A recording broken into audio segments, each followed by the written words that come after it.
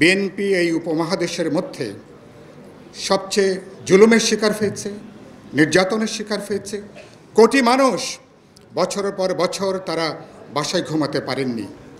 BNP 17 বছর ধরে ইতিহাসের যে দায়, ইতিহাসের মুক্তির সাথে সাথে আপনারা হাঁটার চেষ্টা করেছেন। সেজন্য আমি বিএনপি নেতাকর্মীদেরকে উষ্ণ অভিবাদন এবং ধন্যবাদ জানাই। আমরা মন খারাপ করেছেন, একজন বললেন জুলাই যোদ্ধা। আমি বিপ্লবী ওয়ার্কার্স পার্টির নেতাকর্মীদের বলেছি, আমাদের শহীদ পরিবার যারা পার্টির শহীদ তাদেরকে বলেছি, 17 বছরে যারা ফ্যাসিবাদ বিরোধী লড়াই আমরা যুক্ত ছিলাম, আমাদের পরিচয় কি?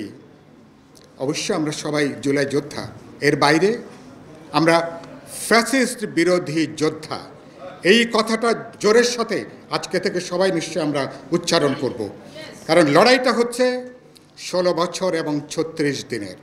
16 বছরের আমি প্রায় বলেছি, নিশ্চয়ই আপনারা অনেকেই শুনেছেন, বিএনপি এই উপমহাদেশের মধ্যে সবচেয়ে জুলুমের শিকার হয়েছে, নির্যাতনের শিকার হয়েছে। কোটি মানুষ বছরের পর বছর তারা বাসায় ঘুমাতে পারেননি।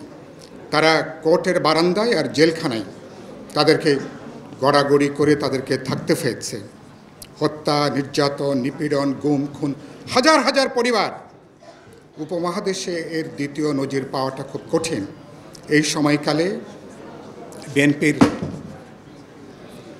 বিএনপির চেয়ারপারসন বেগম খালেদা জিয়া, বিএনপির অ্যাক্টিং চেয়ারপারসন জনাব তারেক রহমান, বিএনপির সংগ্রামী মহাসচিব মির্জা ফখরুল ইসলাম আলমগীর সহ স্ট্যান্ডিং কমিটির সংগ্রামী নেতৃবৃন্দ এবং বিএনপির সমস্ত সহযোগী অঙ্গ সংগঠনের নেতৃবৃন্দ, আপনারা যে অসাধারণ ভূমিকা পালন করেছেন সেজন্য আমি আপনাদেরকে মোবারকবাদ জানাই, ধন্যবাদ জানাই।